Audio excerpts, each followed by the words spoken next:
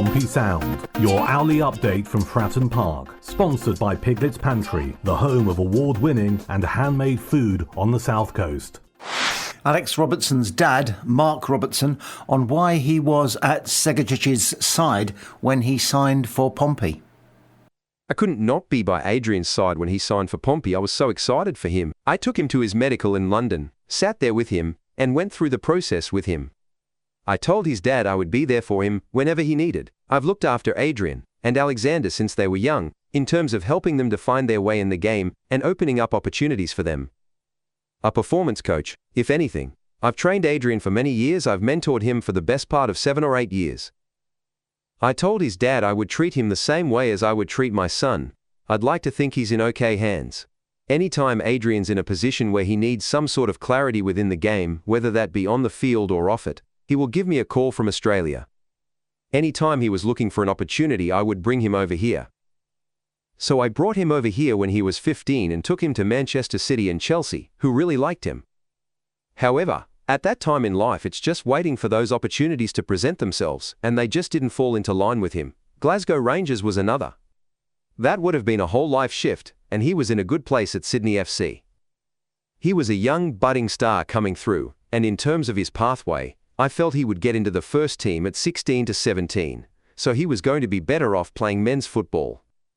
We organised a 3-year contract for him at Sydney, and then took him for a loan spell in Holland on the understanding he would hopefully get his opportunity again in Europe. If you have a look at the background of it, Adrian has played about 150 senior games and had way more experience than Alexander. Adrian made his own decision, and I'm glad. I have this relationship with the boys that I would never tell them, but if they want my advice, they will ask me. By the time Adrian asked me, he was doing backflips over John MOUSINHO.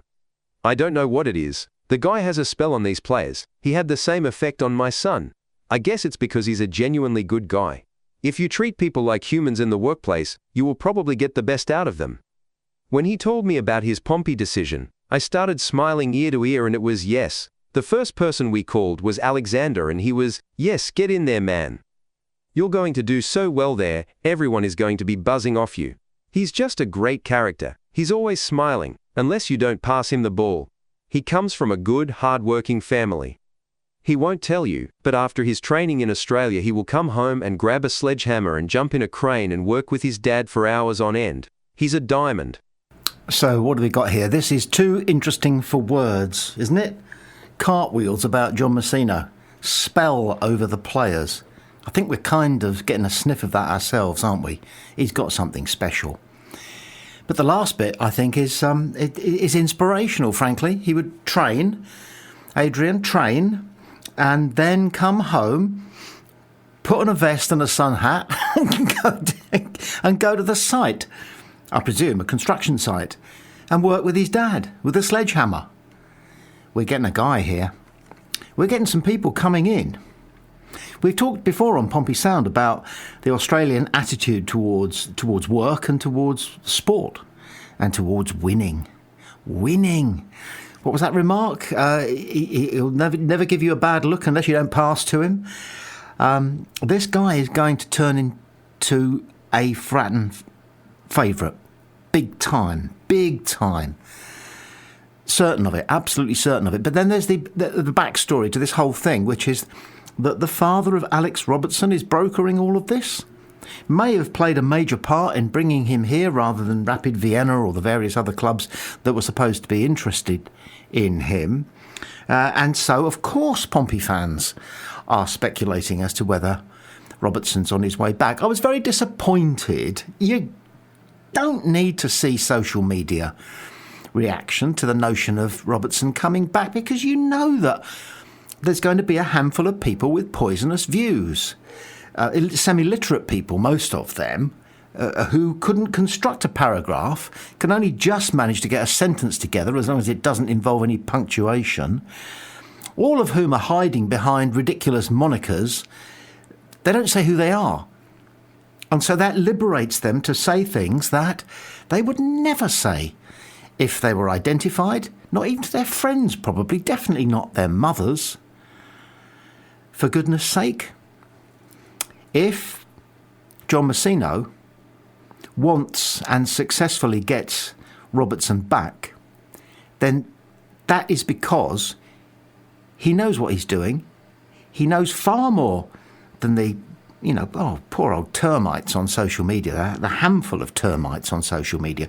Portsmouth is not, we're not overly burdened by keyboard warriors. It's probably only half a dozen or a dozen maybe.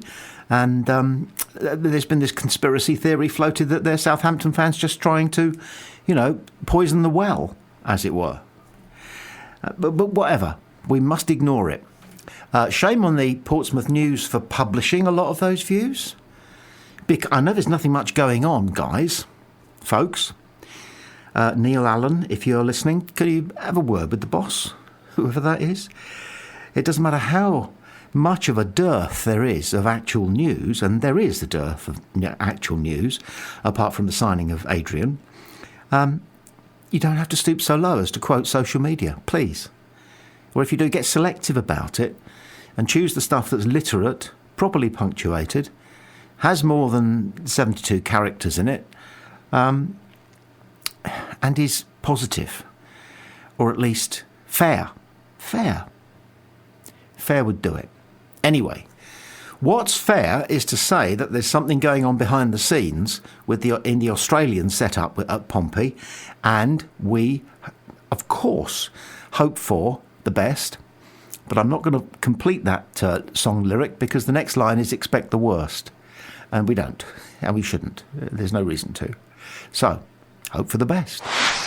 The gaffer was a big part of me leaving. We went over it in my end-of-season meeting.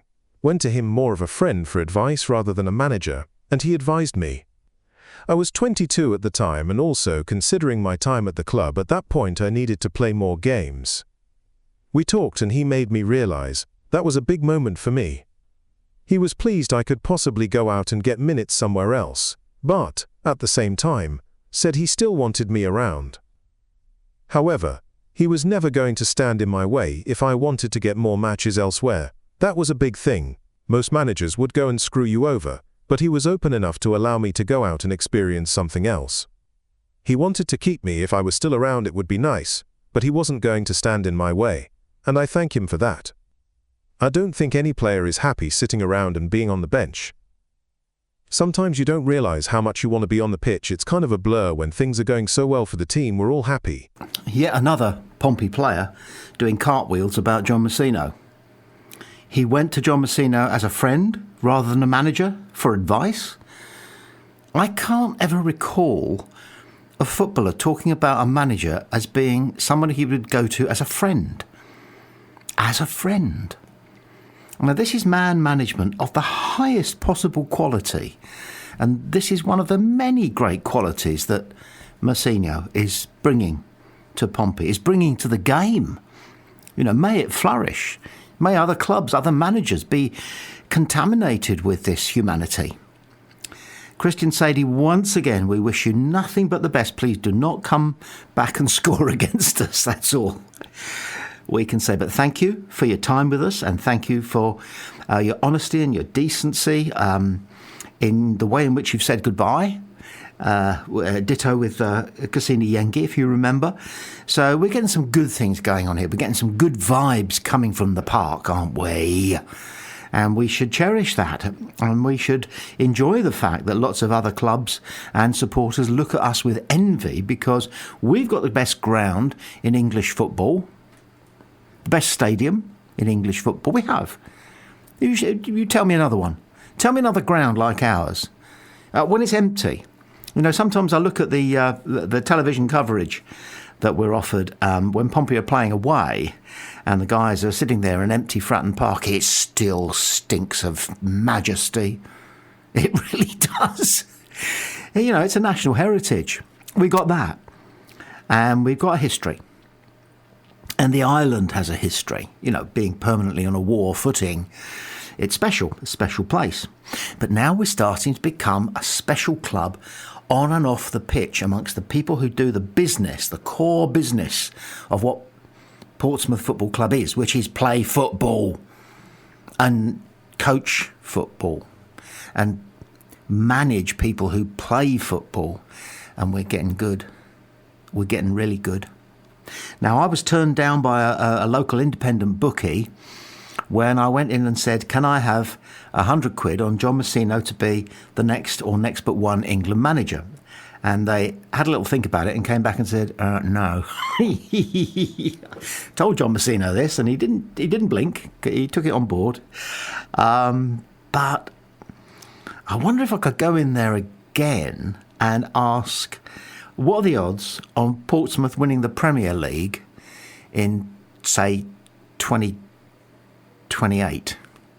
I wonder if they would, but most importantly, I really wonder if we could.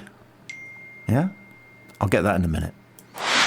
This is on the internet, on a news agency called Saints Marching.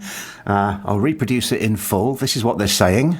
Southampton's recent approach for Asmir Begovic has drawn criticism from the St Mary's fans, who might prefer a Saints flopping goal instead of a rival star.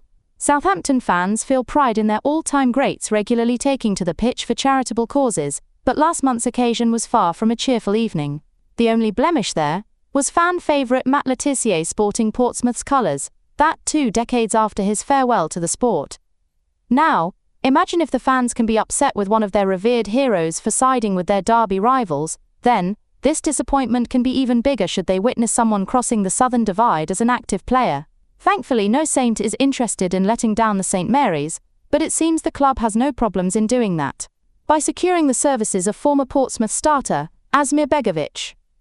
I know, the board must be stopped from rushing the transfer call, and Saints fan pundit Martin Sanders has arrived with a timely disapproval. Saints won't be annoyed with Gunn's return, unlike Begovic. These comments will absolutely sit well with the fan beliefs, but the financial aspects are where it may be hard to justify. So how about another out-of-contract number 1 in familiar St Angus Gunn? First of all, I am not covering up his keeping flaws from his early stint, but if Southampton can ignore the played for rivals tag, then there shouldn't be any issues in recalling one of their own. Plus, Gunn is nearly a 10-year younger option on Begovic, though his career's prime may not last beyond 5 years. Let's hope Southampton give the Gunn transfer idea a try too. As quoted by the Football League World, Sanders said, "Brings experience. Not sure it would go down that well, with the fan base being an ex-Pompey goalkeeper. 38 years old, is he really what Southampton need right now? Not in my opinion." What do they need? A lot. Well, what a strange piece in an operation called Saints Star Marching. First of all, it's absurd of anybody to refer to him as a rival star. He only played 11 times for Portsmouth. I had to look that up. Big lad, 6'6". I can't say I remember him, but he endured a torrid time when he arrived in this country because he signed for Pompey as a youth, but he couldn't play because something to do with a visa. And so he had to be here on an education visa, which meant that he couldn't play in a game of football where money was taken on the turnstiles. So many strange little rules and regulations in our wonderful game, aren't there? Anyway, Southampton are struggling and they need a keeper, and he's 38. He went on and had a pretty good career after he made those 11 appearances for Pompey. Pompey sent him out on loan quite a lot to venerable places such as, I think, Macclesfield. And when Pompey decided that he wasn't quite for them, or maybe it was the other way round, he decided we weren't for him, he went and signed a big contract with Stoke, which is where he made a bit of a name for himself. But it's an insight, isn't it, into the small-mindedness of some football fans. And Pompey have got a few, so I'm not casting, stones or whatever it is in greenhouses. But those Southampton fans who are livid about Le Tissier turning out in an event raising money for cancer charities in the name of a great Pompey legend, everybody, even the most toxic Saints fan would recognise that Alan Knight is a legend in the game, more than a Pompey legend. And it was his night. And congratulations to Le Tissier, for whom we have nothing but good-humoured disdain, because he was a good player, and we know that, but we enjoy booing him and pretending to hate him and everything. But those Southampton fans who are probably genuinely upset that he turned out in a blue shirt for Pompey are also the same fans who would have gone back through Begovic's history and gone, wait a minute, he played for Pompey. We ain't having him here. Sorry, best I can do a Hampshire burr. And that's sad. That's really silly and sad. You know, the man's got a mortgage. He needs to work. If somebody wants to hire him and pay him money, then get out of his way. And good luck to him. And the opposite of whatever good luck is to those Southampton fans.